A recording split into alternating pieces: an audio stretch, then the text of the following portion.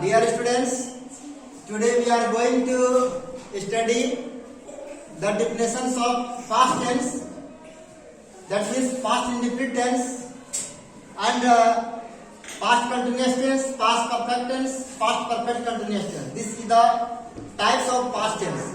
In a previous class, we have already read and studied the types of past tense. What is past tense and how many kinds of past tense we will study about the kinds of past tense. आज हम लोग past tense और इसके kinds के बारे में पढ़ेंगे कि past tense क्या है और past tense के कितने भेद होते हैं. पिछले क्लास में present tense और उसके भेद के बारे में पढ़ा था और present tense के चारों भेदों को हमने पढ़ लिया था. अब जो past tense के अंतर्गत जो भेद है past टेंस का, उस पास्ट टेंस के भेद के बारे में जानेंगे.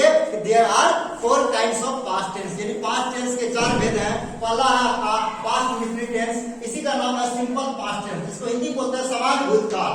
और पास्ट टेंस का दूसरा भेद है पास्ट कंटिन्यूअस टेंस, और पास्ट कंटिन्यूअस का दूसरा नाम है पास्ट इम्परफेक्ट टेंस. और इसी को पास्ट प्रोग्रेसिव टेंस के रूप में भी जाना जाता है, पास्ट प्रोग्रेसिव टेंस के रूप में जाना जाता है.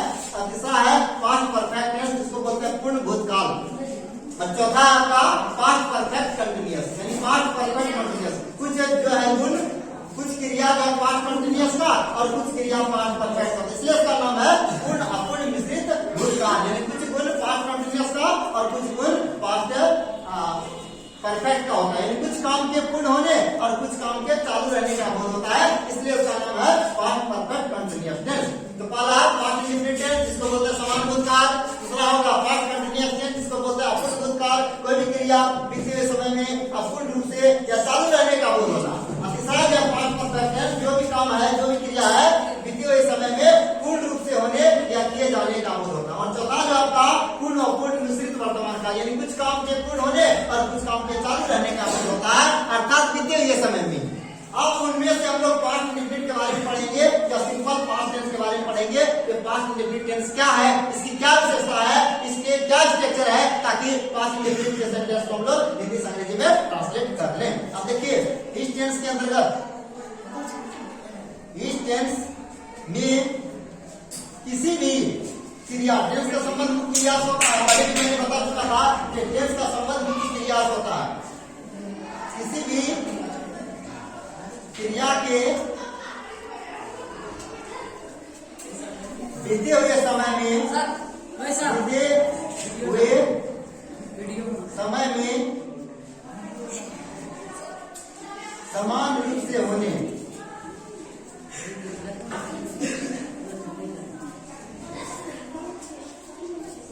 अथवा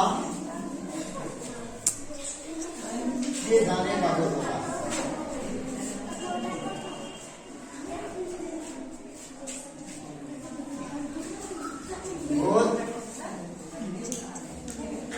होता है.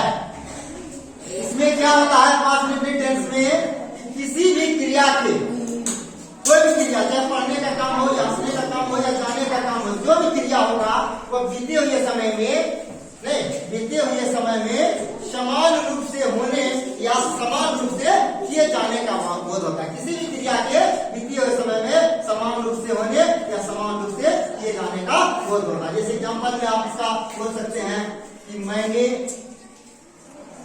अंग्रेजी पढ़ा, मैंने अंग्रेजी पढ़ा.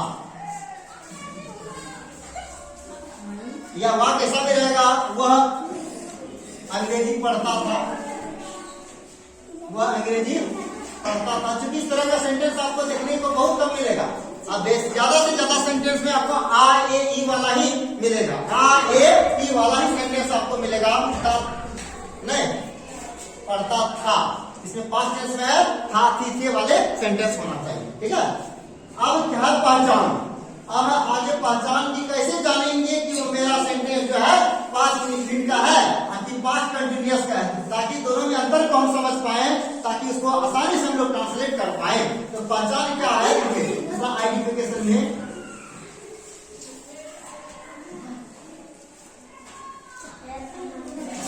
पहचान, इसको कहते हैं आइडेंटिफिकेशन. पहचान, पहचान क्या है, इस टेंस के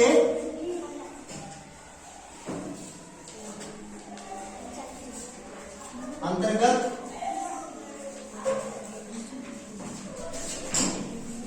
हिंदी वाक्य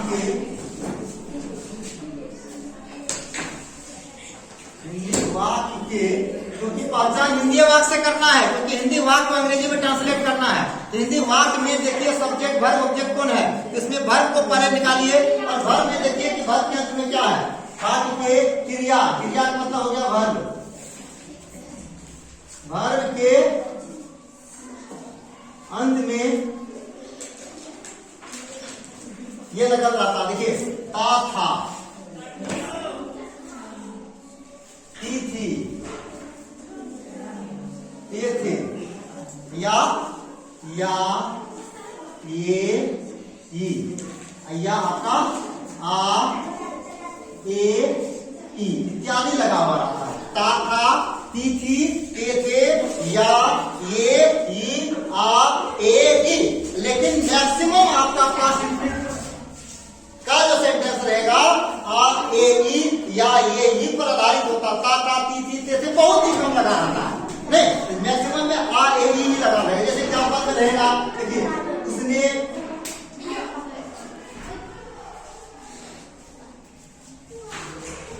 अंग्रेजी पढ़ा, उसने अंग्रेजी पढ़ा, अंत में क्या लग गया, पढ़ा, आ लग गया, नहीं देखिए आ लग गया। मैंने खाना खाया या मैंने खाना खाई, मैंने खाना खाई तो हो जाएगा आई एट फूड, आई एट फूड। इसमें खाई क्या लग गया, ई लग गया, खाई। तो आ ए ई नहीं, या ता था, थी, वह घर जाता था, ऐसा भी वाक्य अगर रहेगा तो उसको हम लोग पास्ट इंडिफिनिट में ही ट्रांसलेट करेंगे, अर्थात क्रिया के अंत में ता था, थी, थे, या ये इत्यादि वगैरह लगा रहता है, तो उसे पास्ट इंडिफिनिट का नाम दिया जाएगा। जब पास्ट इंडिफिनिट का नाम दिया जाएगा तो पास्ट इंडिफिनिट के स्ट्रक्चर का उसमें हम लोग प्रयोग करेंगे। ठीक, अब आगे है इसका वर्ब फॉर्म्स, किस प्रकार वर्ब फॉर्म्स का पास्ट इंडिफिनिट में इस्तेमाल किया जाता है। ये वर्ब फॉर्म्स, अगला पॉइंट है वर्ब फॉर्म्स, यानी किस प्रकार पहचान जान लेने के बाद जब हमें पहचान में आ जाता है ये मेरा सेंटेंस पास्ट इंडिफिनिट का है, तो फिर पास्ट इंडिफिनिट के अंतर्गत कौन सा वर्ब फॉर्म का यूज किया जाएगा। Which type of verb forms are used in the sentence of past indefinite tense. तो वर्ब फॉर्म तो पहले बता दिया गया था, देखिए V1, V2, V3, V4, V5, ये सब V4 और V5 ये सब वर्ब का फॉर्म है। तो वर्ब के सारे फॉर्म का इंडिफिनिट यूज नहीं होता है, केवल दो फॉर्म का यूज होता है, V2 और V1 का। जिस प्रकार प्रेजेंट इंडिफिनिट का आपने देखा V1, V5 का यूज होता है, उसी प्रकार इसमें V2 और V1 का यूज होगा, या तो V2 का तो V1 का यूज होगा। V1 और V2 दो तरह का वर्ब फॉर्म का यूज होता है पास्ट इंडिफिनिट के अंतर्गत। तो आपका सेंटेंस पर डिपेंड करता है कि V2 का यूज करे या V1 का यूज करे। इसलिए हम लोग देख ले सेंटेंस आपका V2 जो है केवल अफर्मेटिव पॉजिटिव, V2 का प्रयोग जो है आपका याद रखिएगा, आपका जो अफर्मेटिव पॉजिटिव सेंटेंस सेंटिव सेंटेंस का जो भाग है affirmative positive, affirmative positive sentence अगर रहेगा उसी के साथ आपको V2 का यूज करना, ठीक है। और निगेटिव और इंटरोगेटिव सेंटेंस रहेगा तो आपको जो है V1, जैसे V1 का जो प्रयोग हो गया इधर निगेटिव यानी नहीं वाला है, निगेटिव एंड इंटरोगेटिव।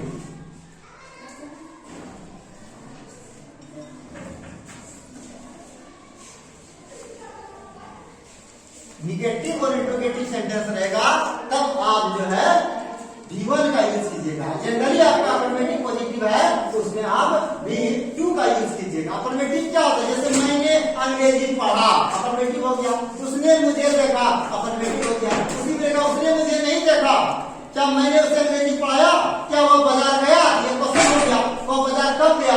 इस प्रकार निगेटिव या इंटरोगेटिव रहेगा तब हम V1 का यूज करेंगे। और इसके साथ हेल्पिंग वर्ब का भी प्रयोग होगा, ठीक है, और इसके साथ कोई हेल्पिंग वर्ब का प्रयोग नहीं होगा, केवल V2 का यूज होगा। अब है हेल्पिंग, अब है क्या आपका हेल्पिंग वर्ब। तो हेल्पिंग वर्ब का मतलब मेन वर्ब तो आपका है ही, ये सब मेन वर्ब के साथ ही V2 V1 से यूज कर रहे हैं, ये मेन वर्ब है। अब जब हेल्पिंग वर्ब की बात आएगा हेल्पिंग वर्ब, तो हेल्पिंग वर्ब में आपका इसमें डिड का प्रयोग होगा। जिस प्रकार प्रेजेंट इंडिफिनिट में आपने पढ़ा डू या डज का, उसी प्रकार पास्ट इंडेफिनिट के अंतर्गत आपका जो है डिड का प्रयोग होगा। ये हेल्पिंग वर्ब में डिड का प्रयोग होगा। और अफर्मेटिव पॉजिटिव सेंटेंस में कोई हेल्पिंग वर्ब नहीं लगेगा। जब ये हेल्पिंग वर्ब लगेगा निगेटिव और इंट्रोगेटिव में, नहीं वाला और क्वेश्चन वाले वाक्य में, ठीक है, डिड का प्रयोग होगा। और यहाँ नोट ध्यान रखना है डिड का प्रयोग कहाँ होगा। डिड, ये जो आपका हेल्पिंग वर्ब है, केवल एक ही हेल्पिंग वर्ब है डिड, तो डिड का प्रयोग अफर्मेटिव सेंटेंस के साथ नहीं होता, वो याद रखना। अफर्मेटिव, ये अफर्मेटिव यानी पॉजिटिव सेंटेंस जो आपका अफर्मेटिव सेंटेंस के साथ नहीं होता, सेंटेंस के साथ नहीं होता। इसमें डिड का प्रयोग हमको नहीं करना है, अफर्मेटिव में नहीं होता है। तब होता कहाँ है तो फिर, तो इसका प्रयोग निगेटिव और इंट्रोगेटिव में, इसका प्रयोग निगेटिव और इंट्रोगेटिव, निगेटिव तथा इंट्रोगेटिव, क्वेश्चन वाला वाक्य रहता है इंट्रोगेटिव, ठीक है। ये टाइप वाले सेंटेंस के साथ क्या रहता है, निगेटिव या इंट्रोगेटिव नहीं वाला और क्वेश्चन वाला जो सेंटेंस होगा उसी के साथ हमको डिड का प्रयोग करना है। केवल एक होता है डिड किया जाता है। अब जैसे मान लीजिए आपका कौन है अफर्मेटिव, जैसे लिखे उसने मुझे अंग्रेजी पढ़ाया, उसने मुझे अंग्रेजी पढ़ाया, ये आपका अफर्मेटिव है, अंग्रेजी पढ़ाया। इसी को कहते हैं अफर्मेटिव, पढ़ाया यानी पढ़ाने का, या पढ़ाया या लग गया, इसलिए इसका नाम दे दिया गया पास्ट इंडेफिनिट। किसने पढ़ाया तो उसने, क्या पढ़ाया तो अंग्रेजी, किसको पढ़ाया तो मुझे, ये हो गया ऑब्जेक्ट, ये हो गया ऑब्जेक्ट, ये हो गया सब्जेक्ट, ये तो आपका वर्ब है।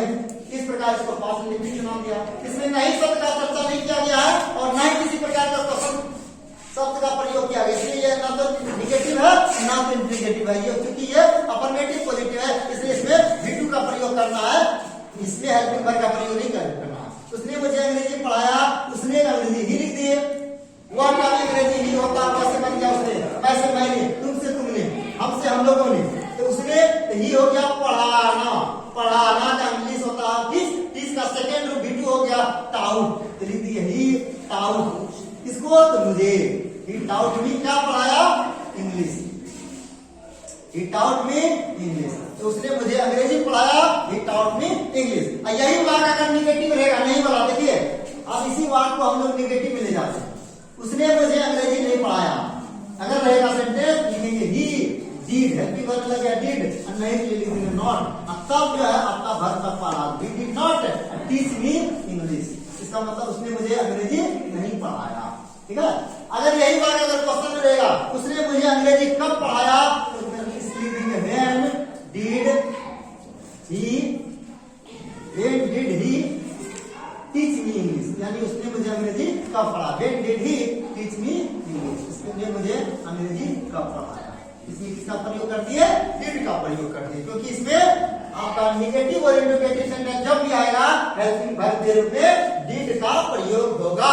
लेकिन एक कंडीशन है, जब भी डिड का प्रयोग होगा उसके साथ प्रयोग होने वाले वर्ब का हमेशा पहला रूप, और आपने देखा वर्ब का जो सेकेंड रूप या V2 था केवल एक ही प्रकार के सेंटेंस अफर्मेटिव सेंटेंस के साथ किया गया, जिसमें आपका हेल्पिंग वर्ब का प्रयोग नहीं हुआ था, उसके साथ V2 का प्रयोग हुआ था। बाद बाकी जितना भी निगेटिव होगा, जितना भी इंट्रोगेटिव होगा, उसके साथ आप वर्ब का जो है दूसरा रूप का प्रयोग नहीं कर करके वर्ब का पहला रूप का प्रयोग किया जाएगा, और पहला रूप का प्रयोग किया गया क्योंकि इसके साथ हेल्पिंग वर्ब में डिड का भी प्रयोग हुआ। अब आगे हम लोग वर्ब फॉर्म के बारे में जान लिए और हेल्पिंग वर्ब जान लिए, पहचान भी जान लिए।